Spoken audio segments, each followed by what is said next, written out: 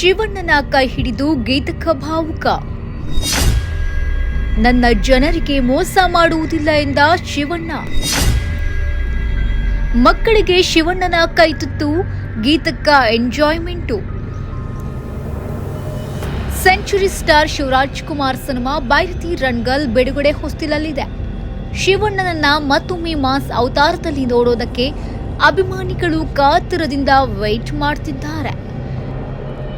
ಇನ್ನೊಂದು ಕಡೆ ಶಿವಣ್ಣನ ಅನಾರೋಗ್ಯದ ಬಗ್ಗೆಯೂ ಅಭಿಮಾನಿಗಳಿಗೆ ಆತಂಕವಿದೆ. ಪ್ರತಿ ಬಾರಿಯೂ ಶಿವಣ್ಣ ತಮ್ಮ ಆರೋಗ್ಯದ ಬಗ್ಗೆ ಬಹಿರಂಗವಾಗಿಯೇ ಮಾಹಿತಿಯನ್ನ ಹಂಚಿಕೊಳ್ಳುತ್ತಿದ್ದಾರೆ. ಹೌದು, ಶಿವಣ್ಣ ಹಾಗೂ ಗೀತಕ್ಕ ಇಬ್ಬರು ಮೈಸೂರಿನಲ್ಲಿರುವ ಶಕ್ತಿಧಾಮಕ್ಕೆ ಭೇಟಿ ನೀಡಿದ್ದಾರೆ. ಮಕ್ಕಳೊಂದಿಗೆ ಶಿವಣ್ಣ ಅಣ್ಣನಾಗಿ ಅವರೊಂದಿಗಿನ ಬಾಂಧವ್ಯವನ್ನ ಹಂಚಿಕೊಂಡಿದ್ದಾರೆ.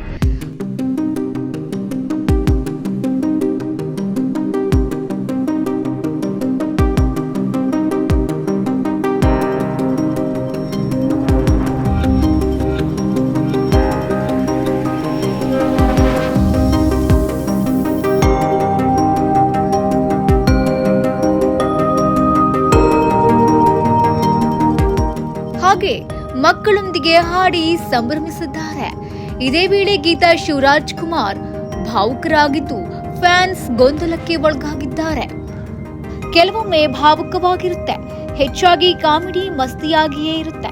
ಶಿವಣ್ಣ ಹಾಗೂ ಗೀತಾ ಶಿವರಾಜ್ ಕುಮಾರ್ ಸ್ವಲ್ಪ ಎಮೋಷನಲ್ ಆಗಿದ್ದಾರೆ.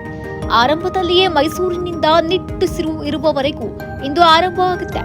ಹಾಗೆ ಶಿವರಾಜ್ ಕುಮಾರ್ ಮೈಸೂರಿನಲ್ಲಿರುವ ಶಕ್ತಿಧಾಮದ ಬಗ್ಗೆಯೂ ಮಾತನಾಡಿದ್ದಾರೆ. ಶಕ್ತಿಧಾಮಕ್ಕೆ ಶಕ್ತಿ ತುಂಬಿದ್ದು ನನ್ನಮ್ಮ ಎಂದು ಶಿವಣ್ಣ ಹೇಳಿದ್ದಾರೆ.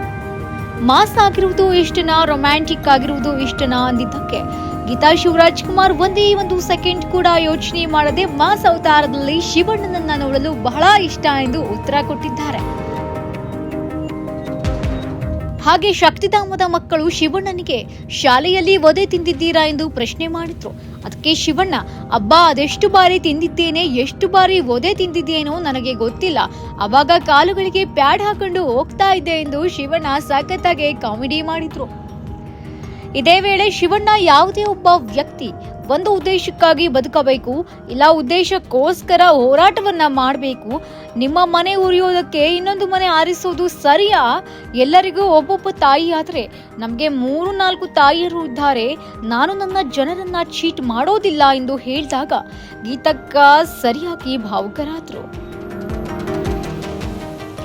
ಒಟ್ನಲ್ಲಿ ಗೀತಕ್ಕ ಭಾವುಕರಾದಾಗ ಶಿವಣ್ಣ ಅದನ್ನ ಸಹಿಸಿಕೊಳ್ಳುವುದಿಲ್ಲ, ಕೈಯನ್ನ ಹಿಡಿದು ಸಂತೈಸಿದ್ದಾರೆ. ಎಂಟರ್ಟೈನ್ಮೆಂಟ್ ಬ್ಯೂರೋ, ಈ ಸಂಚಿ ನ್ಯೂಸ್.